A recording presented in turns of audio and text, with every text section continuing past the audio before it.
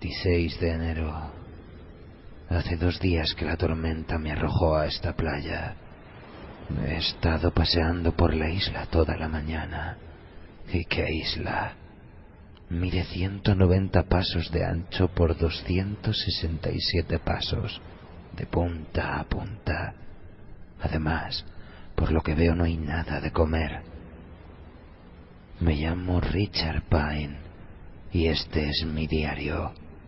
Si me encuentran, o mejor, cuando me encuentren, puedo destruirlo fácilmente. No me faltan cerillas y heroína. De las dos cosas tengo enormes cantidades, aunque ninguna de las dos valga nada aquí. De modo que escribiré, al menos para pasar el tiempo. Para decir toda la verdad, tengo todo el tiempo del mundo. Debería empezar por aclarar que cuando nací en Little Italy, el barrio italiano de Nueva York, me llamaron Richard Pinchetti. Mi padre, que era un desgraciado, procedía del viejo mundo. Yo quería ser cirujano. Mi padre se reía a mandíbula batiente, me llamaba chalado y me mandaba a buscar otro vaso de vino. Murió de cáncer a los 46 años. Me alegré. Empecé a jugar al fútbol en el instituto. Fui el mejor jugador de la historia local. Jugaba de defensa. Durante los 2 últimos años recorrí todas las ciudades de los Estados Unidos. Odiaba el fútbol, pero si eres un chaval pobre que vive en una casa barata y quiere ir a la universidad, tu única oportunidad es el deporte. Así que jugué y conseguí una beca para atletas. En la universidad seguí jugando hasta conseguir una beca de estudios completa. Entonces lo dejé. Iba a estudiar medicina.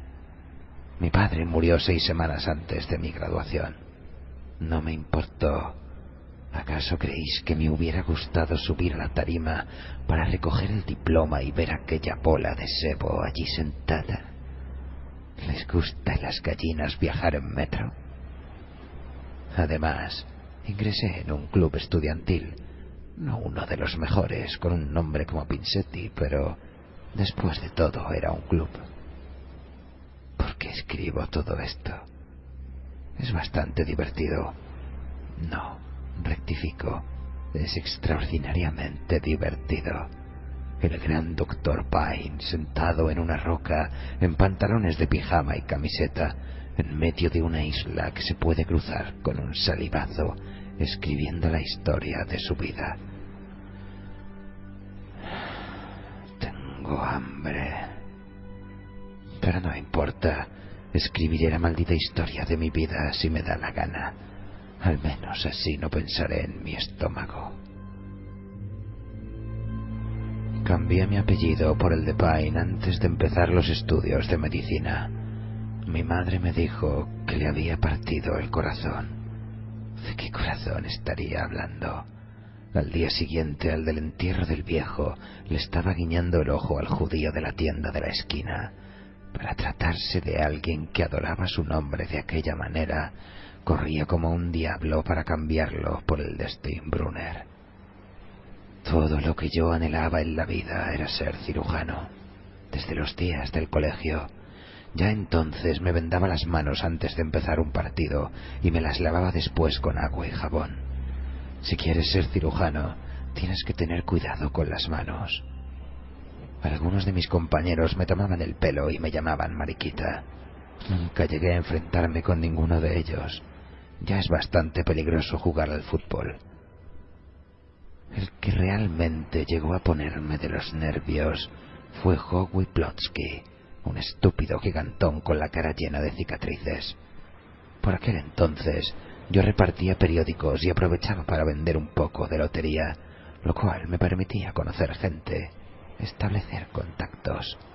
No te queda más remedio si quieres sobrevivir. Cualquier imbécil sabe cómo caerse muerto, pero lo realmente difícil es sobrevivir, ¿comprendéis? Pues eso fue lo que me decidió a pagar a Ricky Brazzi, que era el tío más grande del instituto, para que le partiera la boca a Howie Brodsky. Sí, eso es lo que he dicho, partirle la boca. Le prometí $1 por cada diente que me trajera. Rico vino con 3 dientes envueltos en papel de periódico. Se dislocó un par de nudillos en el trabajito. Podéis imaginar en qué lío me hubiese metido. En la Facultad de Medicina, mientras los otros memos se mataban tratando de ganar un centavo, trabajando como camareros, vendiendo corbatas o limpiando suelos, yo me saqué de la manga un sistema de apuestas.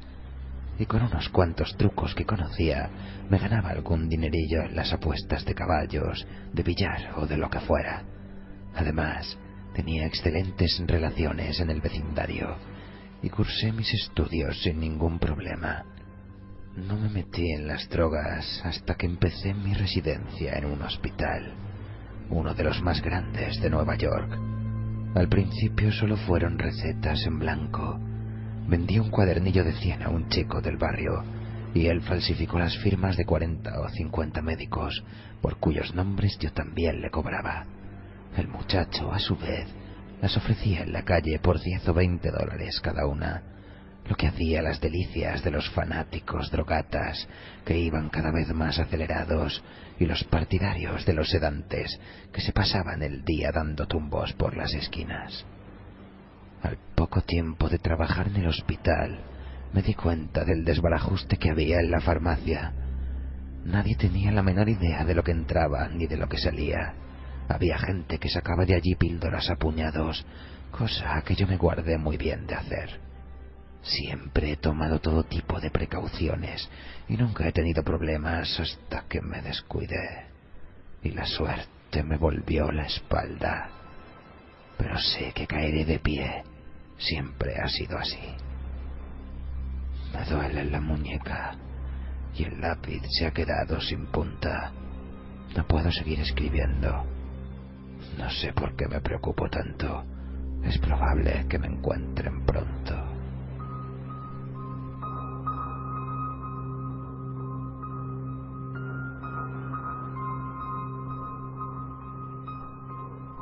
...27 de enero... El bote salvavidas se hundió anoche en unos 3 metros de agua al norte de la isla. ¿Qué importa? De todos modos, después de arrastrarse por todo el arrecife, el fondo parecía un colador. Además, ya había rescatado todo lo que valía la pena salvar. A saber, 4 galones de agua, una cajita de costura para viajes, un botiquín y este libro en el que estoy escribiendo, que es, en realidad, un cuaderno de inspección del bote. Por cierto, ¿cómo es que a nadie se le ocurrió poner comida de reserva en el bote? El último informe que aparece en el cuaderno lleva fecha de 8 de agosto de 1970. Además, he conseguido salvar 2 cuchillos, uno mellado y el otro afilado, y un juego de cuchara y tenedor que voy a usar esta noche para la cena, asado de piedras. Bueno, al menos le he sacado punta al lápiz. Cuando salga de esta isla cubierta de excrementos de pájaro, les voy a sacar hasta el hígado a los de Paradise Lines. Solo por eso vale la pena seguir viviendo, y pienso seguir viviendo y salir de esta, no os quepa la menor duda. Voy a salir de esta. Por cierto, olvidé una cosa al hacer el inventario.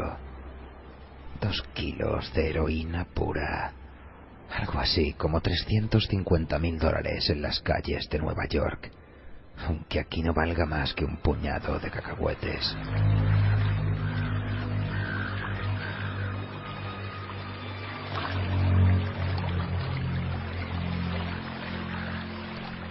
...28 de enero...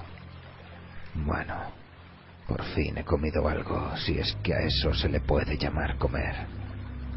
Una gaviota vino a posarse en una de las rocas del centro de la isla, un montículo también cubierto de excrementos de pájaros. Agarré una piedra que tenía a mano y me acerqué a ella todo lo posible. No se movía, observándome con sus ojos negros y brillantes. Me sorprendió que no la asustara el ruido de mis tripas.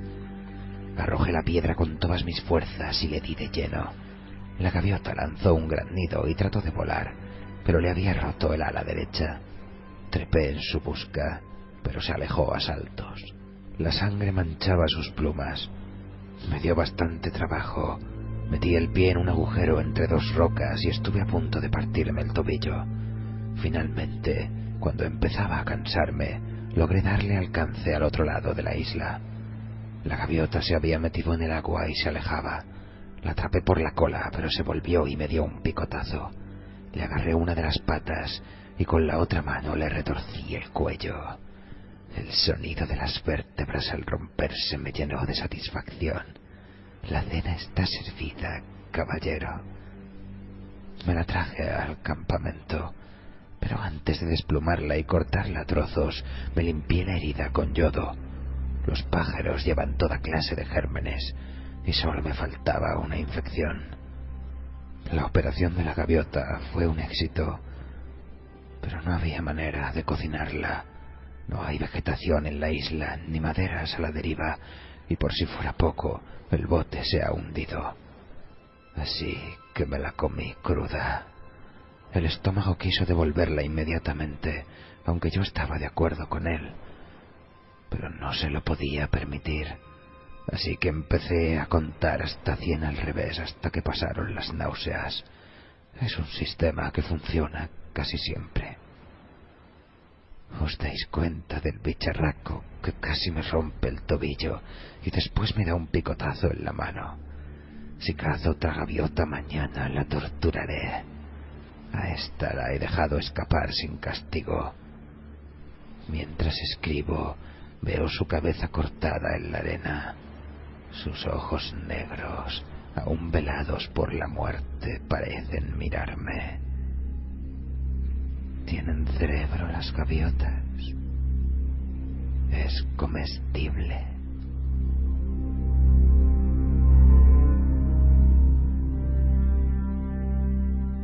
...29 de enero... No hay comida. Una gaviota aterrizó en el macizo, pero voló antes de que me aproximara lo suficiente para hacerle un pase. Me estoy dejando la barba. Pica como un demonio. Si la gaviota vuelve y consigo darle caza, le sacaré los ojos antes de matarla. Creo haber dicho ya que era un cirujano de primera, pero me expulsaron. Algo realmente ridículo. Todos los médicos hacen lo mismo y luego se ponen tan estirados cuando le atrapan a uno. Peor para ti. Yo ya tengo mi parte. El segundo juramento de Hipócrates, o de hipócritas. Había acumulado ya bastante de mis correrías como interno y como residente. Se supone que, de acuerdo con el juramento de Hipócrates, eres un funcionario y un caballero, pero nadie se cree tal cosa. Tenía lo necesario para abrir mi consulta privada en Park Avenue. Lo necesitaba. No tenía un papá rico ni un protector con influencias, como muchos de mis colegas. Cuando me instalé, mi padre llevaba 9 años criando malvas. Mi madre murió un año antes de que me revocaran la licencia. Pasó lo siguiente. Yo tenía un trato con media docena de farmacéuticos del East Side, además de un par de laboratorios y al menos otros 20 médicos. Los pacientes iban y venían de uno a otro. Yo operaba y después prescribía los medicamentos postoperatorios adecuados. No todas las operaciones eran necesarias, pero nunca actué contra la voluntad del paciente. Y jamás sucedió que un paciente le echara un vistazo a la receta y me dijera que no quería aquello. Tenéis que saber algo. Hay gente a la que se le hizo una histerectomía en 1965 o una tiroides parcial en 1970 y que seguirían engullendo pastillas si el médico se lo permitiera. Y era lo que hacía algunas veces. Además, yo no era el único. Si podían pagar servicio, ¿por qué no? Cuando no era un paciente que padecía de insomnio después de alguna operación, era alguien que quería adelgazar o quería Librium. Todo tenía arreglo. Sí, De no haber sido yo, hubiera sido cualquier otro. Hasta que los de sanidad fueron a ver a Lowenthal. Ese gallina.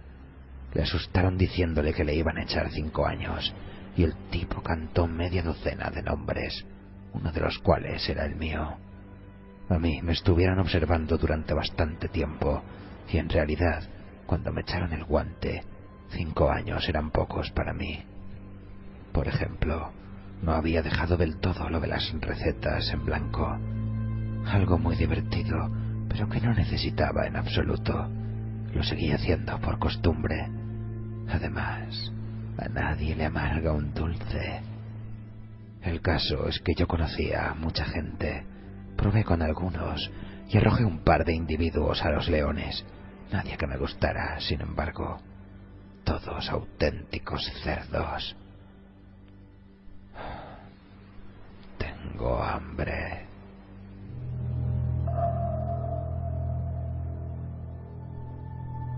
30 de enero.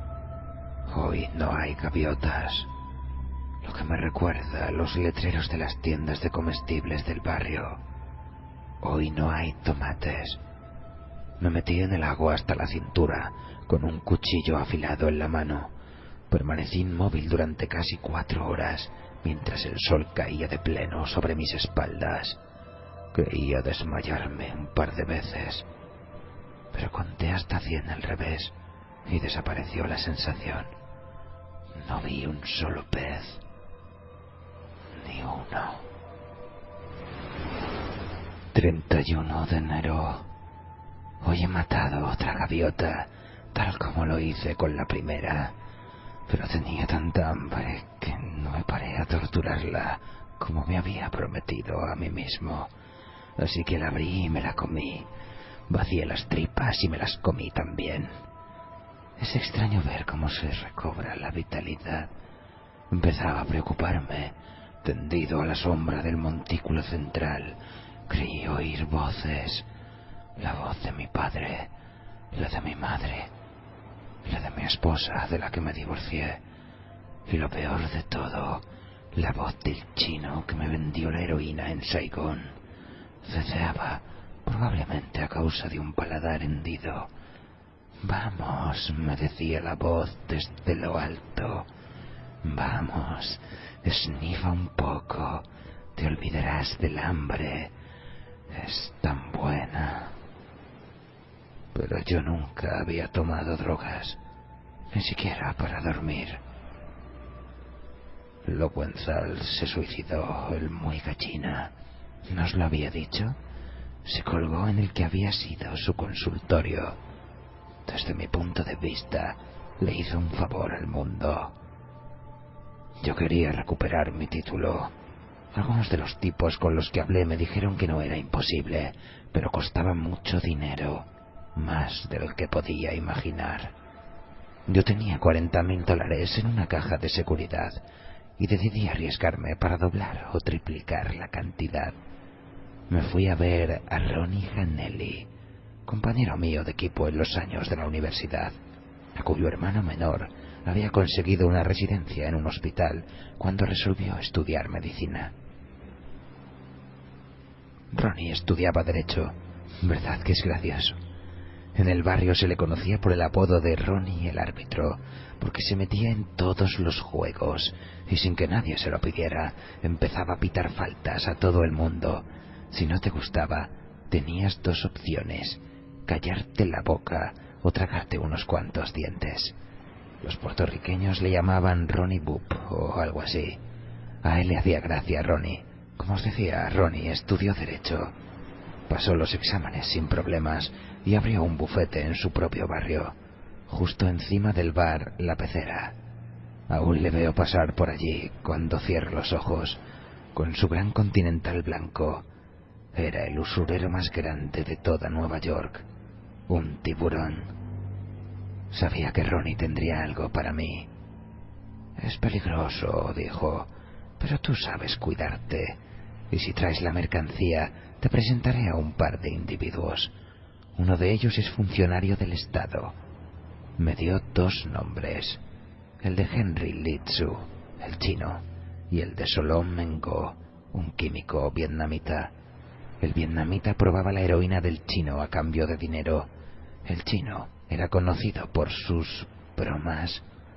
Por ejemplo, llenaba las bolsitas de plástico con talco o detergente o almidón. Ronnie decía que un día una de aquellas bromas le iba a costar la vida.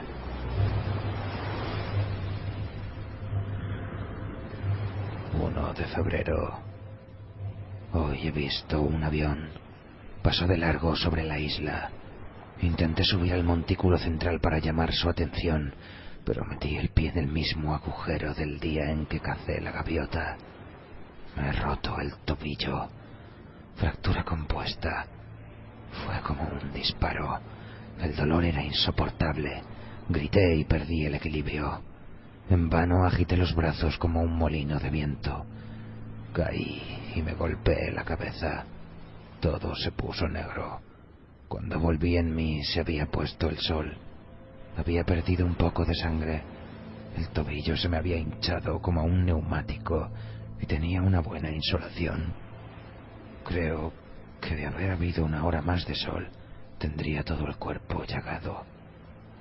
Me arrastré como pude hasta aquí y pasé la noche temblando y llorando de rabia. Me he desinfectado la herida de la cabeza, situada encima del lóbulo temporal derecho, y me la he vendado como he podido. Es una herida superficial en el cuero cabelludo con una pequeña contusión, creo. Pero el tobillo es una mala fractura en 2 puntos, quizá 3. ¿Cómo voy a cazar las gaviotas ahora? El avión debía de estar en busca de supervivientes del Calas. En medio de la oscuridad y la tormenta, el bote salvavidas ha de haber recorrido kilómetros. No creo que vuelva por aquí. Dios, cómo me duele el tobillo. 2 de febrero. He puesto una señal en la playa de Guijarros del lado sur de la isla, donde se hundió el bote. Me llevó todo el día, con algún descanso en la sombra. Aún así, me desmayé 2 veces. Calculo haber perdido unos 8 kilos, en su mayor parte por deshidratación. Desde aquí veo las 5 letras que tardé el día entero en componer. Rocas oscuras sobre la arena blanca. Gritan ayuda en letras de 1,5 metros. El próximo avión no va a pasar de largo. El pie me palpita constantemente. Todavía está hinchado y se ha puesto sospechosamente blanco alrededor de la fractura. Cada vez más blanco. Si me lo vendo con la camisa, apretando mucho, el dolor cede, pero aún así duele tanto que más que dormirme me desmayo. Empiezo a pensar que tal vez haya que amputar. 3 de febrero. La hinchazón y la pérdida de color son todavía mayores. Esperaré hasta mañana. Si la operación es imprescindible, creo que podré llevarla a cabo. Tengo cerillas para esterilizar el cuchillo y aguja e hilo de la cajita de costura. Como vendaje podría utilizar la camisa. Además, tengo 2 kilos de analgésico, aunque no precisamente del que prescribiría a mis pacientes, aunque ellos lo habrían empleado de haber dispuesto de él. Podéis apostar. Esas señoras de pelo azul serían capaces de esnifar un ambientador de pino si les hiciera efecto. 4 de febrero. He decidido amputar el pie. Hace 4 días que no como. Si espero más, corro el riesgo de desvanecerme en medio de la operación por la acción combinada del shock traumático y el hambre. En ese caso podría morir desangrado. Y a pesar de lo desdichado que soy, aún tengo ganas de seguir viviendo. Recuerdo lo que Modric decía en Anatomía Básica. El viejo Moki, le llamábamos. Más tarde o más temprano, la pregunta surge siempre en la carrera de un médico. ¿Hasta qué punto puede un paciente soportar un shock traumático? Y entonces señalaba con el puntero el dibujo del cuerpo humano, el hígado, los riñones, el bazo, los intestinos. Básicamente, caballeros, decía, la contestación esencial es otra pregunta. ¿Hasta qué punto el paciente quiere sobrevivir?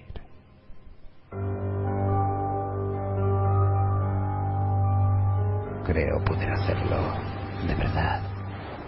Supongo que estoy escribiendo para aplazar lo inevitable, pero se me ocurre que no acabé de contar por qué me encuentro aquí. Tal vez deba hacerlo por si la operación no sale bien. Tardaré solo unos minutos y estoy seguro de que todavía habrá claridad para la operación, ya que según mi reloj son las 9 de la mañana. En realidad, fui a Saigón como turista, no sé por qué.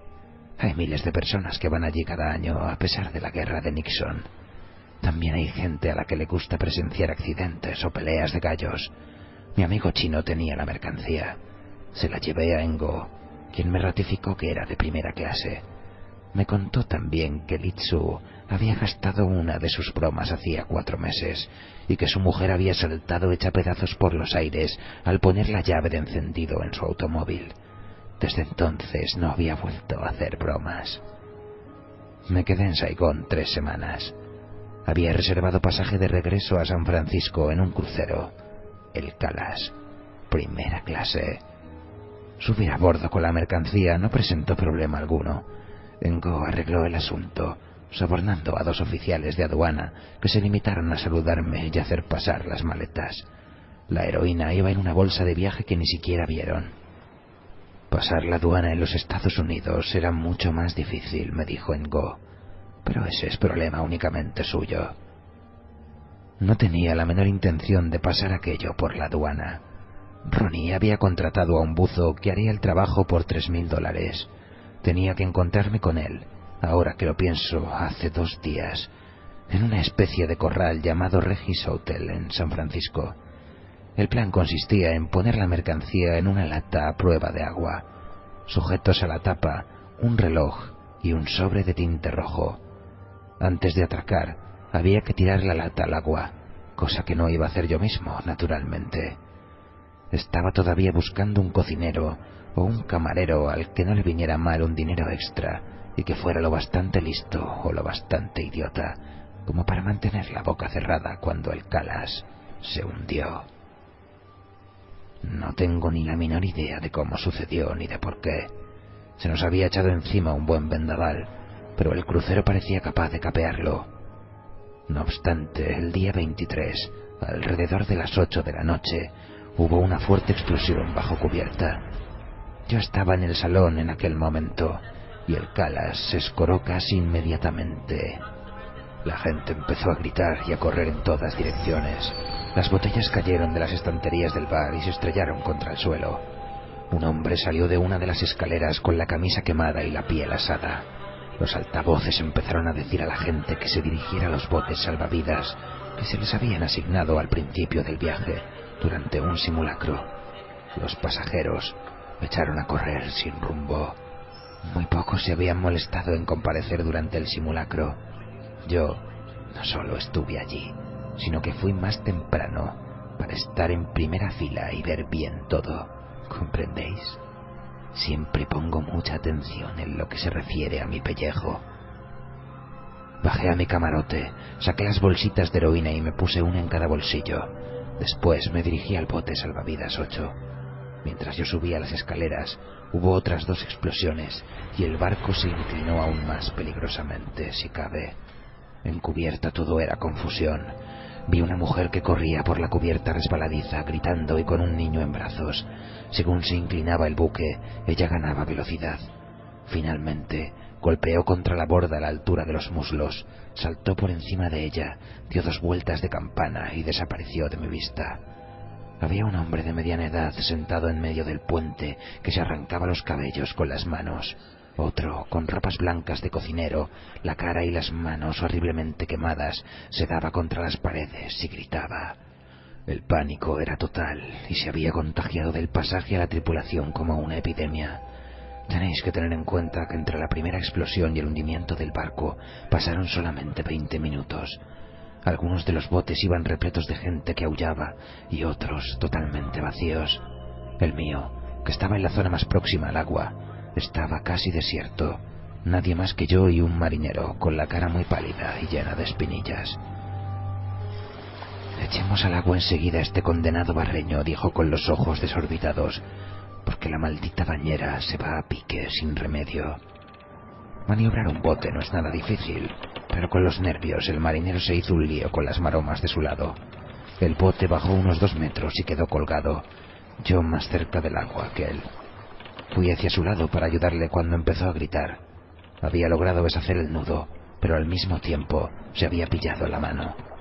La soga se deslizó sobre la palma, dejándosela en carne viva. Finalmente salió despedido de la embarcación. Acabé de deshacer el hilo y libré el bote, que bajó al agua. Empecé a remar como un condenado. Remar era algo que siempre había hecho por placer en las casas de veraneo de mis amigos, pero ahora, por primera vez, lo hacía para salvar mi vida. Si no me alejaba del caos antes de que se hundiera, me arrastraría con él. 5 minutos más tarde se hundió. No escapé del todo a la succión. Tuve que remar desesperadamente solo para permanecer en el mismo lugar. Se hundió muy deprisa. Todavía había gente aferrada a la borda, gritando. Parecían una banda de monos desesperados. La borrasca empeoró. Perdí un remo. Pasé la noche en una especie de pesadilla, achicando agua del bote primero y maniobrando con el único remo que me quedaba después para mantener la proa contra el oleaje. Antes del amanecer del 24, las olas empezaron a empujarme por la popa. El bote adquirió una cierta velocidad, lo cual es aterrador, pero al mismo tiempo constituye un alivio. De pronto los tablones fueron arrancados de debajo de mis pies, pero el bote no se hundió. Había encallado a este montón de piedras olvidado del mundo. Ni siquiera sé dónde estoy. No tengo la menor idea. La navegación no es mi punto fuerte. Pero sí sé qué tengo que hacer. Estas pueden ser mis últimas notas, pero algo me dice que saldrá bien. ¿Acaso no he conseguido siempre lo que me he propuesto? Además, hoy se hacen maravillas con las prótesis y podré moverme con un solo pie con toda comodidad. Ha llegado el momento de ver si soy tan extraordinario como creo.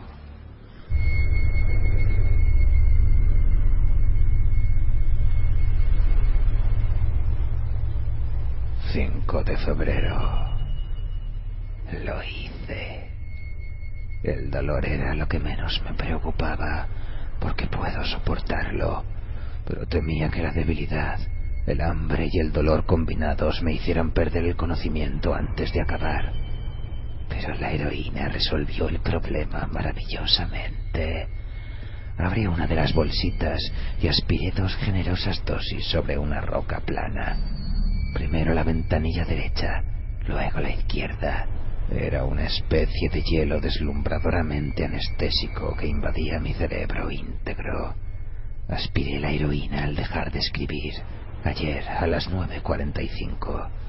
Cuando volví a mirar la hora, las sombras se habían movido, dejándome parte del cuerpo al sol, y eran las 12:41.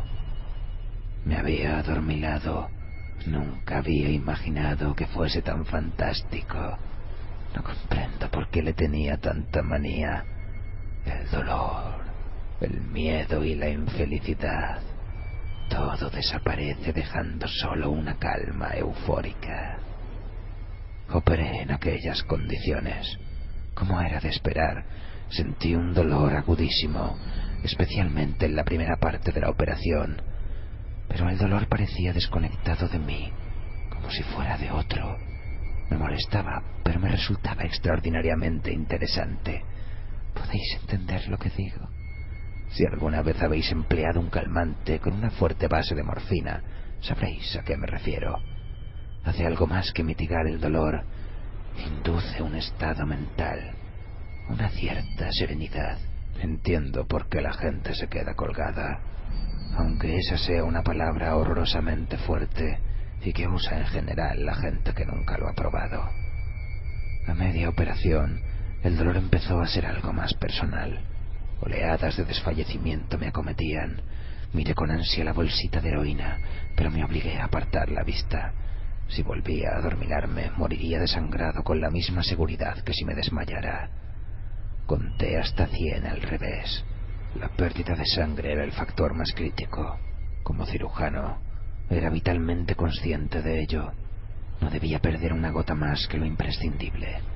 Si un paciente sufre una hemorragia durante una operación, se le puede suministrar sangre en un hospital, pero yo carecía de esos medios. Todo lo que se había perdido estaba ya perdido, hasta que mi propia fábrica de sangre lo repusiera. No tenía hemostáticos, ni hilo de sutura, ni grapas. Empecé la operación exactamente a las 12:45. Acabé a la 1:50 e inmediatamente me atonté con heroína, una dosis mayor que la anterior. Me dormí en un mundo gris, indoloro, y permanecí así hasta alrededor de las 5. Cuando me espabilé, el sol estaba cerca del horizonte occidental, trazando un camino de oro sobre el azul del Pacífico que llegaba hasta mí. Nunca he visto algo tan increíble, tanto que me compensó el dolor en un segundo. Una hora más tarde aspiré un poquito más para seguir disfrutando de la puesta del sol. Poco después de hacerse de noche, yo... Esperad un segundo. Os he dicho que no he comido absolutamente nada durante 4 días. Lo único que tenía a mi alcance para recuperar mis energías era mi propio cuerpo. Después de todo, ¿no se ha dicho una y otra vez que la supervivencia es una cuestión mental, de una mente superior? No voy a justificarme diciendo que cualquiera hubiera hecho lo mismo. En primer lugar, hay que ser cirujano, y aun conociendo la técnica de la amputación, es posible hacer una carnicería y desangrarse de todos modos. Y aun en el caso de poder sobrevivir a la amputación y al shock traumático, jamás se le ocurriría algo semejante a alguien convencional.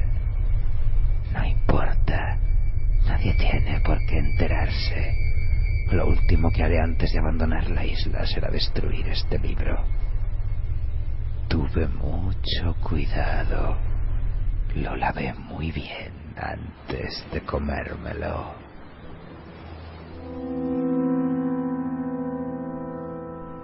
7 de febrero. El dolor del muñón es intensísimo. En ocasiones realmente insoportable, pero creo que el escozor profundo del proceso de cicatrización es todavía mucho peor. Esta tarde me he acordado de los pacientes que me tenían harto con lo mucho que les picaba la carne remendada, que era horrible y que no se podían rascar. Yo sonreía y les decía que se sentirían mejor al día siguiente, pensando que se quejaban sin razón, que eran débiles e ingratos. Ahora lo comprendo perfectamente. Varias veces he estado a punto de arrancar la camisa que sirve de vendaje y rascarme la herida, hundir los dedos en la carne cruda y tierna, quitarme los puntos, dejar que la sangre corriera en la arena. Cualquier cosa con tal de no sentir ese horrible y enloquecedor hormigueo. Pero entonces contaba hasta 100 al revés y aspiraba a heroína. No tengo ni idea de cuánta he llegado a tomar, pero sí sé que he estado casi permanentemente dopado desde la operación. Como sabéis, quita el hambre. Ni siquiera sé si tengo hambre. Siento algo extraño, fantasmal, algo vacío y muerto en la barriga. Eso es todo. Por otra parte, puedo ignorarla con toda facilidad y sin embargo sé que no debo hacerlo, ya que la heroína no tiene un valor calórico fácilmente calculable, de manera que me he puesto a prueba para medir mi energía, arrastrándome de aquí para allá. Es agotador. Espero que no, pero temo que pronto será necesaria una nueva operación. Hoy ha pasado otro avión, demasiado alto, tanto que todo lo que podía ver era el alerón de popa dibujándose contra el cielo azul. Hice señales por si acaso, grité como un energúmeno. Cuando desapareció me eché a llorar. Está muy oscuro y es difícil seguir escribiendo. Comida. He estado pensando en comida, en cantidad de platos. La lasaña de mi madre, pan de ajo, caracoles, langosta, chuletas, melocotones, asado. La gran porción de pastel de mantequilla y el helado de vainilla hecho en casa que te sirven en Mother Crunch, en la Primera Avenida. Pretzels calientes, salmón ahumado, cangrejos, jamón ahumado con rodajas de piña, aros de cebolla fritos, salsa de cebolla con patatas, de frío en largos sorbos, patatas fritas. Te relames los labios de gusto. 100, 99, 98, 97, 96. 8 de febrero. Esta mañana ha aterrizado otra gaviota en el montículo. Era grande y gorda. Mientras yo reposaba a la sombra de mi roca, lo que considero mi campamento particular, con el muñón apuntando al cielo. En cuanto el pájaro se posó, empecé a salivar igual que los perros de Pavlov. Se me caía la baba como un bebé. Busqué una piedra del tamaño de mi mano y empecé a arrastrarme hacia el pájaro. No tenía demasiadas esperanzas. Estaba seguro de que saldría volando, pero había que intentarlo. Si atrapara un ave tan gorda y tan insolente como esa, tal vez pudiese posponer la segunda operación indefinidamente. Continué, aunque de vez en cuando me golpeaba el muñón contra el canto afilado de una roca y veía las estrellas en todo el cuerpo, obligándome a reposar hasta que el dolor se calmara. La gaviota no escapó. Daba saltitos de aquí para allá con el pecho hinchado como un general pasando revista a las tropas. De vez en cuando me miraba con sus ojos pequeños, negros y malignos, y no me quedaba más remedio que quedarme inmóvil como una piedra y contar hasta 100 a la espera de que volviera a moverse. Cada vez que agitaba las alas, el hielo me invadía el estómago. No podía dejar de salivar. Se me caía la baba como a un niño. No sé cuánto tiempo estuve al acecho. 1 hora, quizá 2. Cuanto más me acercaba, más fuerte me latía el corazón y más apetecible parecía la gaviota. Daba la impresión de estar burlándose de mí y empecé a temer que antes de que la tuviese a mi alcance echara a volar. Me temblaban las piernas y los brazos, tenía la boca seca. El muñón, por su parte, me daba unas punzadas asesinas. Ahora pienso que debo haber sentido también dolores de abstinencia. Tan pronto. No he tomado heroína más que 1 semana. Pero no importa, la necesito. Y hay mucha, muchísima. En cuanto llegue a los Estados Unidos, me someteré a una cura de desintoxicación en la mejor clínica de California. Pero ahora no importa demasiado, ¿verdad? Cuando tuve la gaviota a mi alcance, no quise arrojar la piedra. Estaba irracionalmente seguro de que erraría, probablemente por unos pocos centímetros. Tenía que acercarme, así que seguí arrastrándome con la cabeza alta y el sudor cayendo a chorros por mi cuerpo maltrecho de espantapájaros. Creo que se me están pudriendo los dientes. Os lo he dicho ya. Si fuera supersticioso, diría que es porque comía algo en mal estado. Pero no creo que esa sea la razón, ¿verdad? Me detuve otra vez. Estaba mucho más cerca de esta gaviota que de cualquiera de las anteriores. No conseguía obligarme a tirar la piedra. La agarré con toda mi alma hasta que me dolieron los dedos, pero ni siquiera así pude hacerlo, porque sabía perfectamente que no dar en el blanco significaba la muerte. No me importaba emplear toda la mercancía. Les voy a poner un pleito que se van a cortar toda la vida.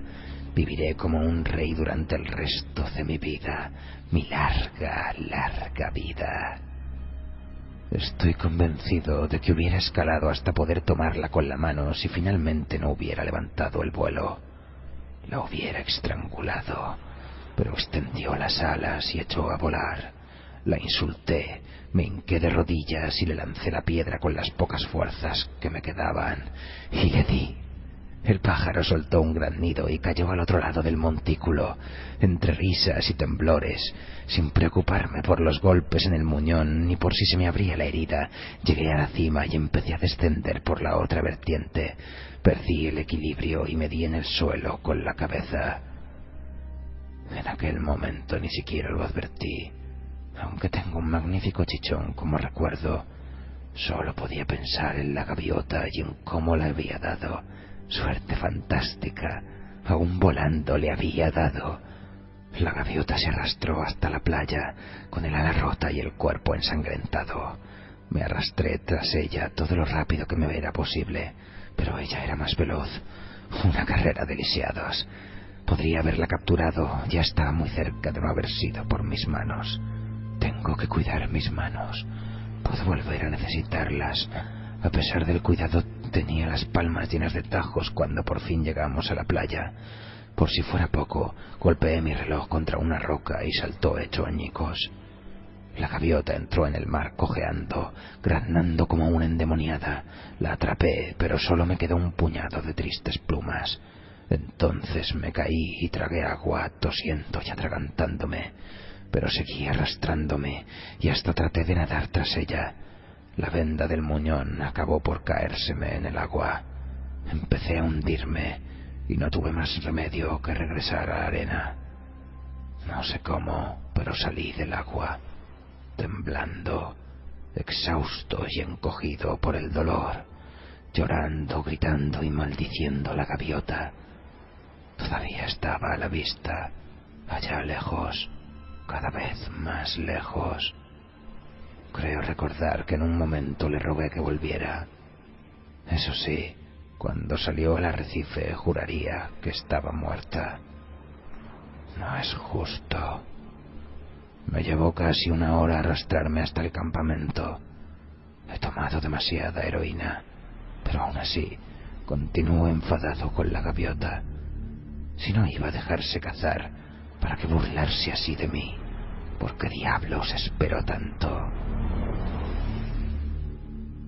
9 de febrero. Me he amputado el pie izquierdo y lo he vendado con mis pantalones. Extraño. Durante toda la operación se me cayó la baba. Se me cayó la baba, como cuando descubrí la gaviota.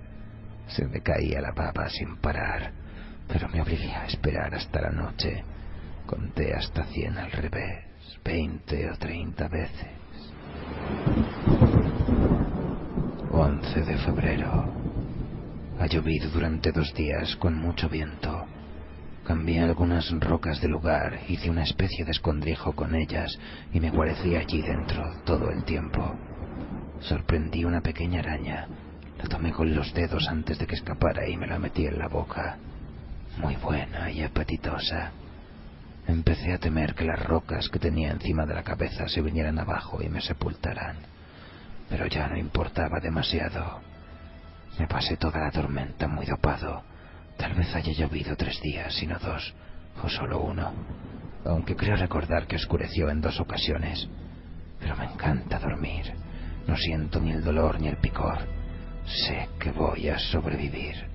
No puede ser que tenga uno que pasar por todo esto para nada.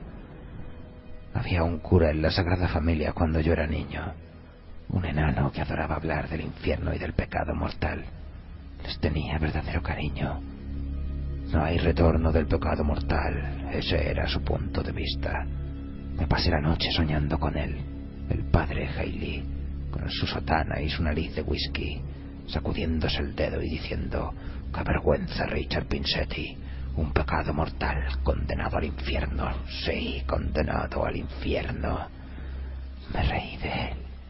Pero si esto no es el infierno, ¿dónde estoy? El único pecado mortal es darse por vencido. La mitad del tiempo la paso delirando. El resto me pican los muñones. La humedad hace que me duelan todavía más. Pero no pienso ceder. No me voy a dar por vencido. No pasaré por todo esto para nada. 12 de febrero. Me arrastré hasta el sur de la isla y encontré varios trozos de madera arrojados por la tormenta, además de varios tablones de mi propio bote. Había kelpo y algas en uno de los tablones y me lo comí todo. Me dieron ganas de vomitar. Es como comerse la cortina de plástico del baño. Pero me siento mucho más fuerte esta tarde. Llevé la madera a la arena para que se secara. Todavía me queda una caja completa de cerillas a prueba de humedad y podré hacer una fantástica señal de humo si pasa alguien pronto. Si no, me servirá para cocinar. Voy a meterme más heroína. 13 de febrero. Hoy he encontrado un cangrejo. Lo maté y lo cocí en una pequeña hoguera. Esta noche casi vuelvo a creer en Dios.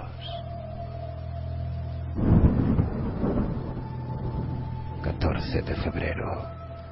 Acabo de darme cuenta de que la tormenta se llevó casi todas las piedras de mi señal de ayuda, pero no ha terminado aún.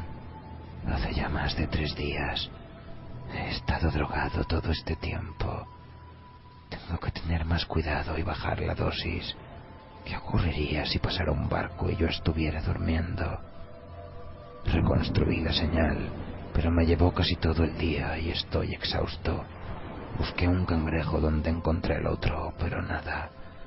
Me corté las manos con varias de las piedras de la señal, pero me desinfecté con yodo a pesar de mi debilidad.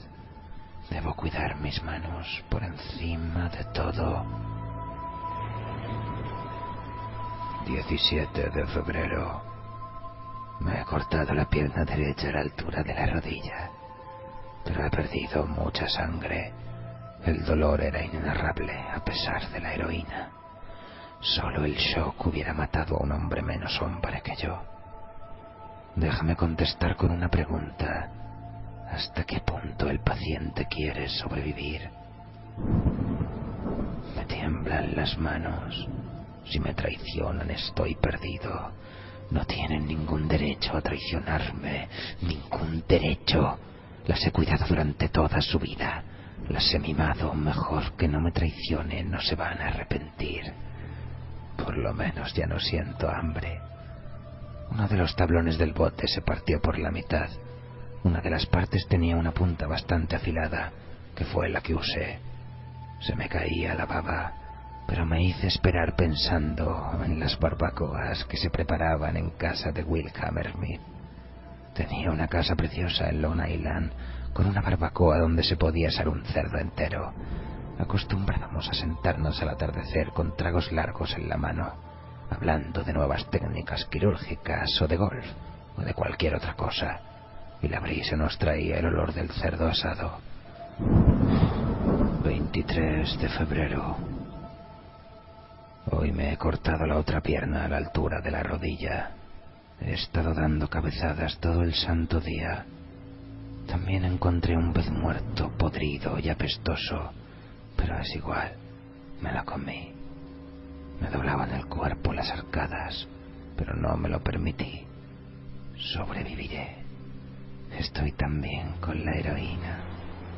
Puestas de sol y heroína. Febrero. No me atrevo, pero tengo que hacerlo. Aunque aún no sé cómo hacer para ligar la arteria femoral tan arriba. Es amplia como una maldita autopista a esa altura. A pesar de todo tengo que hacerlo. He marcado la parte alta del muslo, la parte donde todavía hay carne, con lápiz. Desearía poder dejar de babear. Oh, me merezco un descanso. Me levantaré e iré al McDonald's. Pediré 2 hamburguesas con salsa especial, lechuga, pepinillos, cebollas y un panecillo. Hoy me he visto la cara en el agua. Era una calavera cubierta de piel. Me habré vuelto loco ya. Debo estarlo. Ahora soy un monstruo, un engendro. No me queda nada bajo las ingles. Soy un verdadero monstruo, una cabeza atada a un torso que se arrastra por los codos en la arena. Soy un cangrejo dopado. Soy un pobre cangrejo dopado, dame una moneda. Dicen que de lo que se come se cría, así que técnicamente todavía soy el mismo. Hoy he soñado con mi padre. Cuando se emborrachaba olvidaba el inglés. No es que tuviera nada interesante que decir de todos modos. Condenado cerdo. Me alegré tanto de irme de tu casa. Chapucero. No vales nada. Yo sabía que lo lograría. Me alejé de ti, ¿verdad?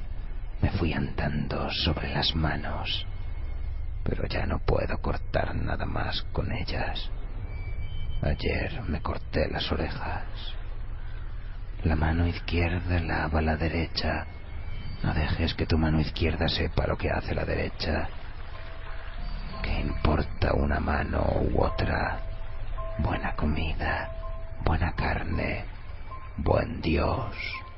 Sentémonos y comamos. Después de todo, pies de cerdo saben igual que manos de cerdo.